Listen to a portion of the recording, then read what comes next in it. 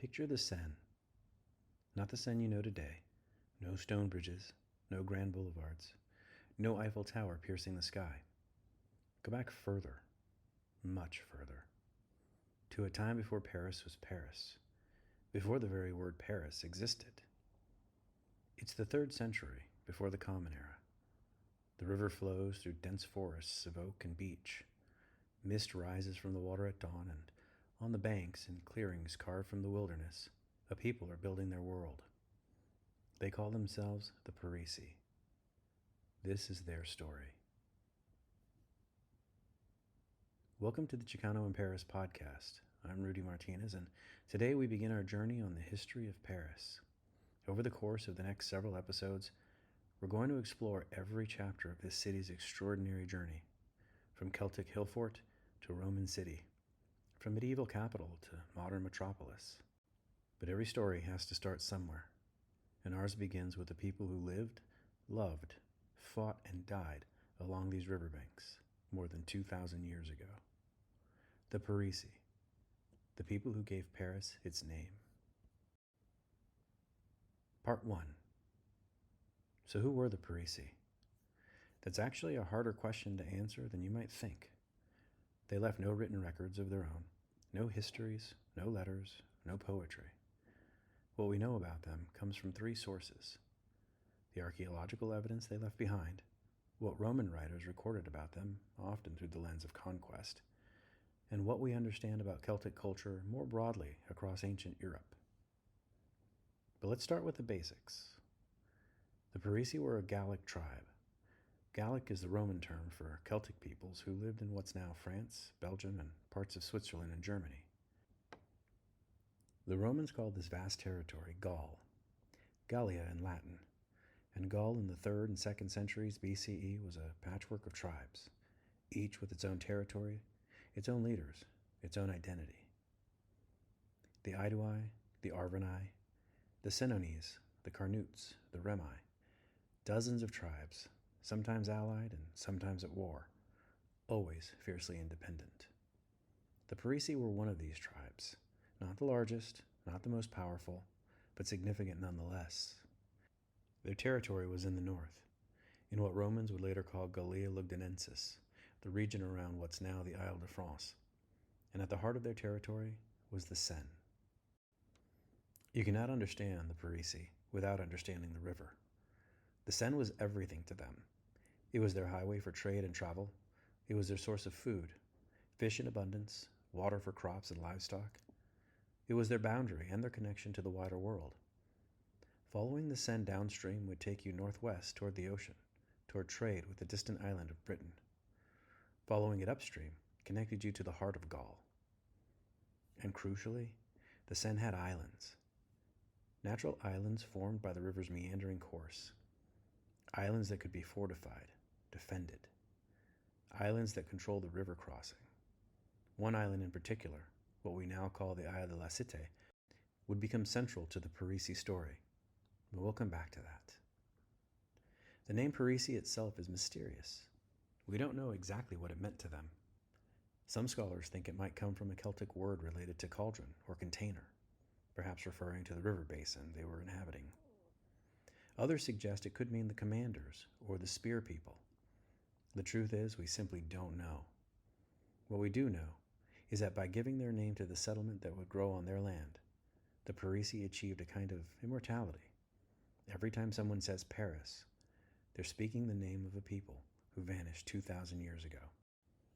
Part 2. To understand the Parisii, we need to zoom out and look at the bigger picture, the Celtic world they were a part of. Because in the centuries before Rome dominated Europe, Celtic culture stretched from the Atlantic to the Black Sea, from the British Isles to northern Italy. The Celts weren't a unified empire. They were a cultural group. People who shared similar languages, similar art styles, similar religious beliefs, and similar social structures. But they were organized into tribes, each fiercely protective of its independence. The idea of bowing to a single ruler, of being absorbed into someone else's empire, was anathema to them. This independence, this fractiousness, was both their strength and, as we'll see, their fatal weakness. Let's talk about what daily life might have looked like for the Parisii. They weren't primitive, far from it. This was a sophisticated culture with impressive technological achievements. The Parisii were farmers first and foremost. They grew wheat, barley, and rye. They raised cattle, pigs, sheep, and horses. The forests provided game, deer, wild boar, birds. The river provided fish. They knew how to preserve food for the winter and how to brew beer from grain, how to make cheese from milk. But they were also skilled craftspeople. Celtic metalwork was renowned throughout the ancient world. The Celts had mastered ironworking long before the Romans. Parisii blacksmiths would have forged weapons, tools, cauldrons, and decorative objects. Their warriors carried long iron swords and spears. Their farmers worked the land with iron plowshares. And then there was gold. The Celts loved gold. They wore gold jewelry, torques around their necks, bracelets around their arms, brooches to fasten their cloaks. They buried their dead with gold objects, and, crucially for our story, they minted gold coins. The Parisii were among the Gallic tribes that produced their own coinage, and this is one of the most tangible connections we have to them today. Archaeologists have found Parisii coins, beautiful objects stamped with stylized horses, with human faces, with abstract Celtic designs. These coins tell us several important things. First, the Parisii had wealth, enough gold and silver to mint currency. Second, they were trading. You don't need coins if you're just bartering locally. And third, they had a degree of political organization. Minting coins requires centralized authority. Some of these coins bear names, abbreviated Celtic names of leaders or magistrates. These are the only written words we have from the Parisii themselves, and they're frustratingly brief. But they remind us that real people lived here, people with names, with ambitions, with stories we'll never know. What did the Parisii look like? Again, we have to piece together clues. Roman writers described the Gauls as tall, with fair skin and often light-colored hair, blonde or red. They said Gallic warriors wore their hair long and often treated it with lime to make it stand up in spiky styles, both for intimidation and for fashion. Men often wore mustaches. Both men and women wore colorful clothing. The Celts were famous for their dyed fabrics, especially their love of bright plaids and checks. Imagine a warrior in bright checkered cloak, gold torque at his neck, iron sword in his side, his hair bleached and spiked. That was the Gallic style. But clothing and appearance varied by status. There was definitely a hierarchy in Parisii society. At the top were the aristocracy, the warriors and nobles who owned land, who led in battle, who made decisions for the tribe. Below them were the free farmers and craftspeople, and at the bottom were slaves, prisoners of war, debtors, and people born into bondage. This hierarchy wasn't as rigid as it would become under feudalism centuries later, but it was real. And at the very top of Parisii society were the two groups who wielded enormous influence, the chiefs and the druids. Part 3. The Druids. Even today, the word carries a certain mystique, and for good reason. The Druids were the intellectual elite of Celtic society. Priests, yes, but also judges, teachers, advisors, keepers of tradition and memory. Here's something remarkable. Becoming a Druid required 20 years of training. 20 years. All of it oral, because the Druids refused to write down their sacred knowledge. They believed that writing weakened the mind, that true wisdom had to be memorized, internalized, passed from master to student through years of study. What did they learn in those 20 years? Poetry, history, law and philosophy, astronomy and healing, ritual and prophecy. The Druids could recite the genealogies of noble families going back generations. They knew the movements of the stars and planets. They could identify medicinal herbs and cure diseases. They could interpret omens and predict the future. They memorized thousands of verses of sacred poetry. And they wielded real power. When disputes arose between families or between tribes, it was often a druid who served as judge. When a chief needed counsel on whether to make war or peace, he consulted the Druids. When the community needed to appease the gods, it was the Druids who performed the sacred rituals. The Parisii, like all Gallic peoples, believed in many gods. Gods of the sky and of the earth, gods of the forest and the river, gods of war and healing and craftsmanship. We know some of their names from later Roman sources. Tutatis, the tribal protector god, Taramis, the thunder god, Isis, associated with trees and sacrifice. But the Parisii would have had their own local deities too, spirits of the Seine, guardians of sacred groves. Sacred groves. This is key to understanding Celtic religion. The Celts didn't build temples, at least not in the way the Greek and Romans did. Their sacred spaces were in nature, a grove of ancient oaks, a spring bubbling up from the earth, a clearing in the deep forest. These were their temples. These were where their druids performed their rituals. And some of those rituals were dark. The Romans, who, let's be clear, had their own violent practices, were shocked by Celtic religious customs. They wrote about human sacrifice, about prisoners and criminals being burned alive in wicker cages as offerings to the gods. How much of this was true and how much was Roman propaganda designed to justify conquest? Hard to say. But there's archaeological evidence that human sacrifices did occur in Celtic society, though probably not as frequently or as brutally as Roman sources claimed. What we can say is that the Parisii believed in a world filled with spirits and magic, where the boundary between the natural and the supernatural was thin.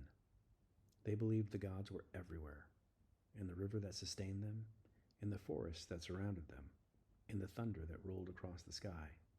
And they believed that the Druids could communicate with these forces, could intercede on behalf of their tribe. But the Druids weren't the only leaders. The Parisii, like other Gallic tribes, were ruled by aristocratic chiefs. In some tribes, power was hereditary, passed from father to son. In others, chiefs were elected by warrior elite. We don't know for certain how the Parisii chose their leaders, but we know they had them. These chiefs weren't absolute monarchs. They ruled with the support of the aristocracy and the council of the Druids. A chief who ignored his advisors or lost the confidence of his warriors could find himself replaced. This was a society that valued personal prowess, martial skill, and honor. A chief had to prove himself worthy of leadership. And worthy meant brave in battle. Celtic warfare was intensely personal. Before armies clashed, champions would sometimes step forward to fight single combat while both sides watched. Warriors would boast of their deeds, challenge enemies to face them one-on-one. There was a theatrical quality to it. Warfare is both deadly serious and a kind of performance. The Parisii warriors would have fought with long swords and spears, protected by wooden shields sometimes reinforced with metal. Some might have worn chainmail, another Celtic invention. They fought on foot and on horseback, and they were fierce. Roman writers, even while describing Gallic defeats, consistently praised Celtic warriors and fighting spirits. Part 4. The Parisii weren't isolated, far from it. Their position on the Seine made them natural middlemen in trade networks that stretched across Europe. Gold and silver flowed through Parisii territory. So did tin from Britain, essential in making bronze. Amber from the Baltic coast, traded hand to hand across hundreds of miles, eventually reached the Gallic markets. Wine from the Mediterranean. The Celts loved wine, even though they didn't produce it themselves, traveled north in distinctive amphoras, clay vessels that archaeologists still find buried in Gallic settlements. And the Parisii had things to trade too.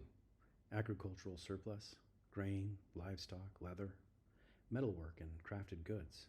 Possibly slaves, though this is one of the darker aspects of ancient trade we have to acknowledge. Tribes would raid each other, take prisoners, and those prisoners became commodities. The Parisii minted coins, not just for local use, but as part of this wider trading network. Some of their coins show influence from Greek designs, evidence of contact, however distant, with Mediterranean cultures. Trade routes were channels for ideas as much as goods. But here's what's important to understand. When we talk about trade, we're not talking about anything like modern commerce. There were no shops, no markets in the way we recognize them. Trade was bound up with social relationships, with gift giving between chiefs, with feasting and alliance building. When a Parisii chief gave a gold torque to a chief from a neighboring tribe, was it trade, a gift, a political alliance, all of the above? And most Parisii, most of the time, would never have seen a foreign trader. Daily life was local, centered on the village or farm, on the cycle of seasons and harvests. The vast majority of people lived their entire lives within a few miles of where they were born.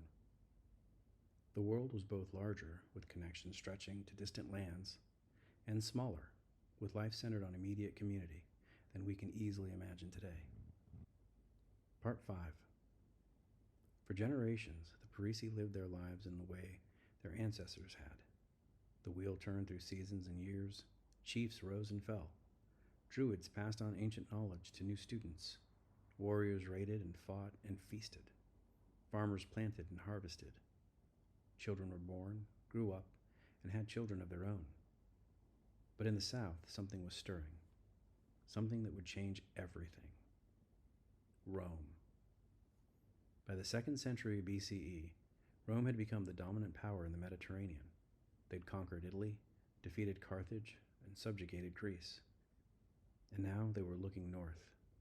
In 121 BCE, Rome conquered southern Gaul, the region along the Mediterranean coast. They called it Provincia Nostra, our province. We know it today as Provence. For the Parisii, far to the north, this might have seemed distant. Southern Gaul was another world. But Rome had a way of expanding.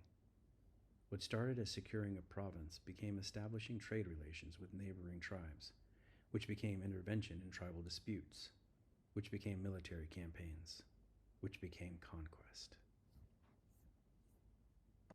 The Gallic tribes watched this with growing alarm. Some tribes tried to ally with Rome, hoping to use Roman power against their enemies. Other tribes resisted, but they couldn't unite. Remember that fierce independence I mentioned earlier? It was killing them now.